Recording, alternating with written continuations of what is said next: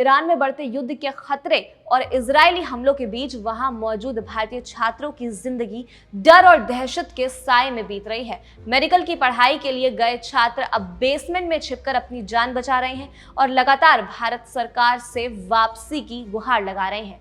गोलियों की आवाज, बम धमाके और कमजोर इंटरनेट के बीच उनका एक ही संदेश है, हमें सुरक्षित भारत लौटाओ।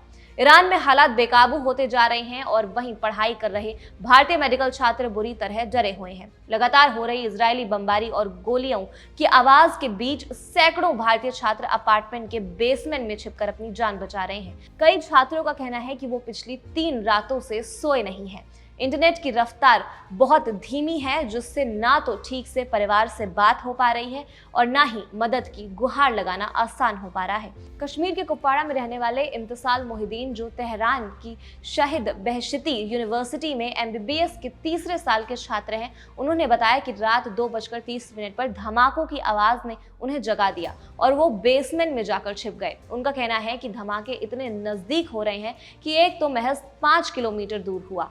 यूनिवर्सिटी में करीब 350 भारतीय छात्र हैं और अब वहां की सभी क्लासेस बंद कर दी गई हैं। सबको बाहर निकलने से मना कर दिया गया है और बच्चे अब दिन रात बेसमेंट में छिपकर रहते हैं। भारतीय दूतावास ने स्थिति को देखते हुए सभी भारतीय नागरिकों से अपील की है कि वो घरों में ही रहें और दूतावास के टेलीग्राम चैनल से जुड़े रहें, ताकि समय समय पर जरूरी जानकारी उन्हें मिलती रहे। इसके साथ ही आपातकालीन हेल्पलाइन नंबर भी जारी किया गया है। हालांकि छात्र कह रहे हैं कि सिर्फ सलाह और मैसेज से डर नहीं कम हो रहा है, उन्हें अब बस एक ही उम्मीद है, भारत वापसी। तेहरान से करीब 1000 किलोमीटर दूर किरमान शहर में पड़ रहे श्रीनगर के फैजान नबी ने बताया कि वहां भी अब गोलीबारी की आवाजें आने लगी हैं और छात्रों से कहा गया है कि पानी और जरूरत का सामान 3-4 दिन के लिए जमा करके रखें। फैजान ने कहा कि वो डॉक्टर बनने आए थे, लेकिन अब हालात ऐसे हैं कि बस जिंदा लौट जाना ही सबसे बड़ी राहत होगी। उनके माता पिता दिन में 10 बार कॉल करते हैं, लेकिन इंटरनेट इतना कमजोर है कि मैसेज तक नहीं पहुंच पा रहा है।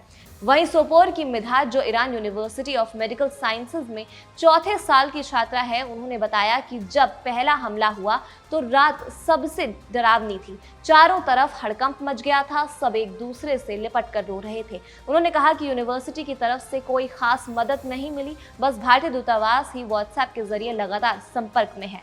अब हालात ये हैं कि न बाहर निकलने की हिम्मत हो रही है और ना ये समझ आ रहा है कि हालात कब सुधरेंगे।